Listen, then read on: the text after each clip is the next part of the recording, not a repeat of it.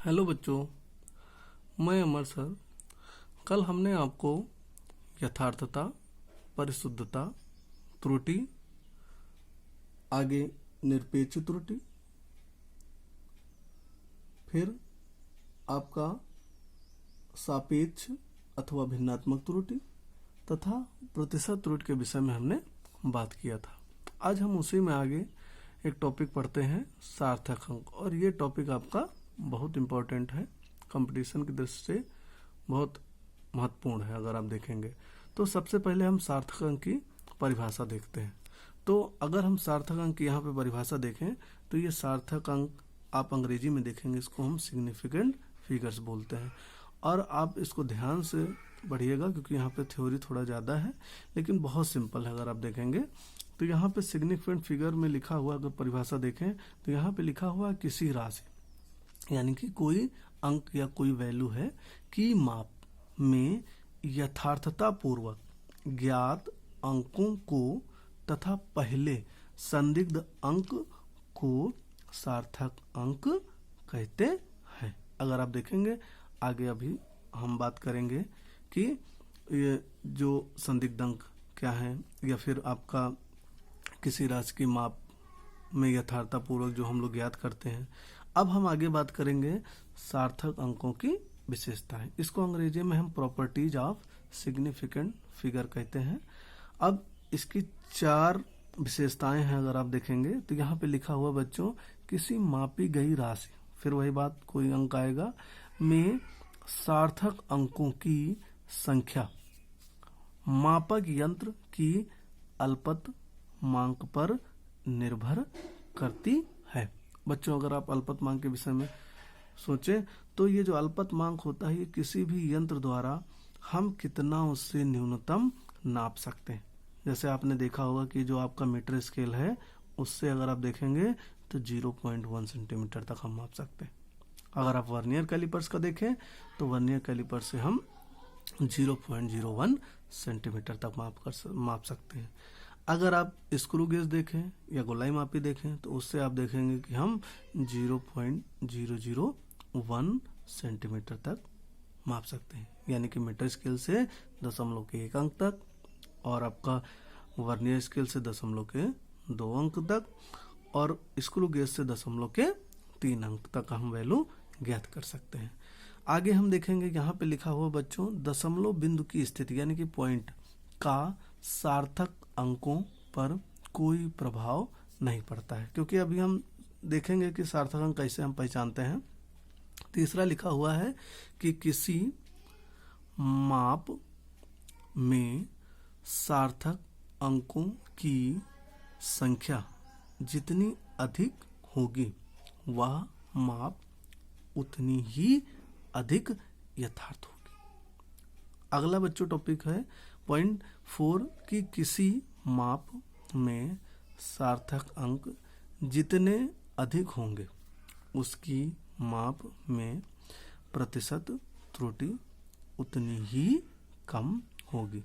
और बच्चों, आपको कल हमने प्रतिशत त्रुटि बताया था, तो आपने देखा होगा कि हम लोगों ने आपको एक फार्मूला भी बताया था। अगर आप वहाँ देखेंगे तो प्रतिशत त्रुटि बराबर डेल्टा A/A इंटू आपका 100 होगा, अगर आपने फार्मूला देखा होगा।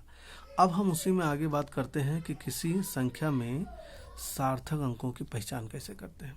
अंग्रेजी में अगर हम देखेंगे इसे, तो इसे हम identification of any number in significant figures कहते हैं। तो सबसे पहले अगर हम देखेंगे फर्स्ट पॉइंट, तो यहाँ लिखा हुआ कि संख्या में विद्यमान प्रत्येक अशून्य अंक सार्थक अंक होता है। अशून्य मतलब सारी गिनतियाँ, 0 को छोड़ के।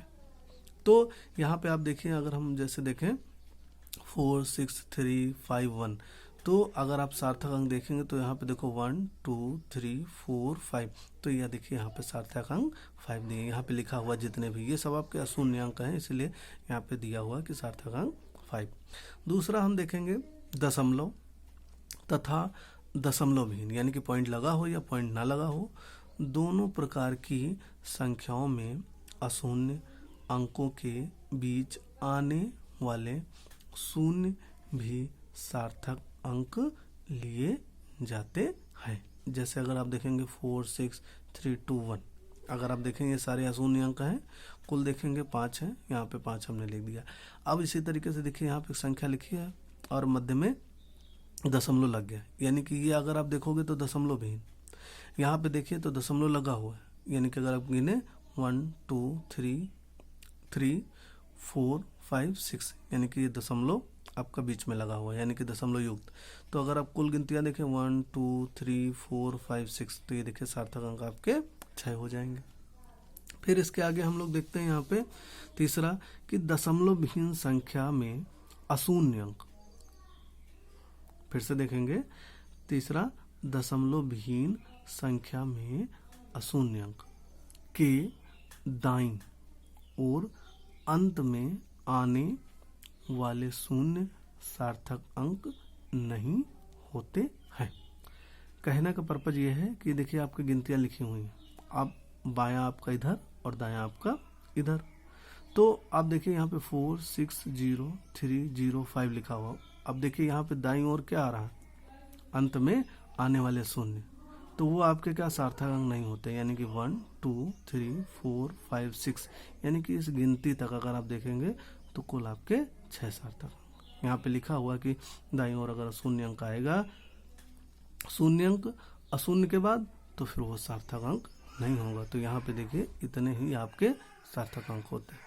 आगे बच्चों हम 4th पॉइंट देखते हैं कि अशून्य अंकों के दाहिनी ओर के सभी शून्य अंक सार्थक अंक हैं।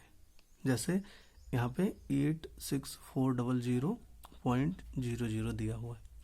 हाँ, तो आप देख रहे होंगे कि दशमलव के बाईं ओर 0 हो वो सार्थक अंक में काउंट होगा, लेकिन दशमलव के दाईं ओर अगर 0 0 है, कितने भी हैं, तो वो काउंट नहीं होंगे। लेकिन अगर कोई नंबर आ जाएगा तो काउंट हो जाएगा। तो यहाँ पे 0 0 दिया हुआ है, तो आप देख रहे होंगे कि यहाँ पे 1 2 3 4 5 कुल सार्थक अंक आपके 5 हैं। यहाँ पे देखिएगा ध्यान से, ये लिखा हुआ है कि परंतु दशमलव बिंदु के बाईं ओर, यानी कि ये देखिए दशमलव बिंदु लगा, ये जो 0 देखिए लगे हुए हैं ना, यानी कि बाईं ओर, इनको हम काउंट करेंगे, लेकिन दाईं ओर को काउंट नहीं करेंगे। आगे हम देखते हैं 5वां पॉइंट कि दशमलव वाली संख्या में यदि दशमलव बिंदु के पहले, ध्यान से समझिएगा, यहाँ पे बाईं ओर लिखा हुआ है कोई अशून्य अंक नहीं है, तो दशमलव बिंदु के बाद आने वाले अशून्य अंक, यानी कि आपका 0 नहीं होना चाहिए गिनतियाँ, अंक से पहले तक के सभी शून्य सार्थक अंक नहीं होते हैं। अगर आप देखेंगे तो यहाँ पे 0.345 लिखा हुआ है, तो दशमलव के पहले देखिए अशून्य अंक, मतलब शून्य अंक है, और दशमलव के बाद अशून्य अंक है। तो दशमलव के पहले जब शून्य अंक होगा तो हम उसको सार्थक अंक में काउंट नहीं करेंगे। तो यहाँ पे 1 2 3, आप देखें 3 आपका सार्थक। फिर उसके बाद दशमलव लगा हुआ है, यानी कि दशमलव के बाईं ओर शून्य हो और दशमलव के दाईं ओर शून्य हो, तो इनको भी हम नहीं काउंट करेंगे। यहाँ पे देखिए 3 4 5, यानी कि 1 2 3, 3 सार्थक अंक हो जाएंगे। फिर उसके बाद देखिए दशमलव के पहले शून्य, फिर दशमलव के बाद 2 शून्य, इनको भी हम नहीं काउंट करेंगे। यहाँ पे देखिए 1 2 3, आपके सार्थक अंक कितने हो जाएंगे, 3 हो जाएंगे। धन्यवाद।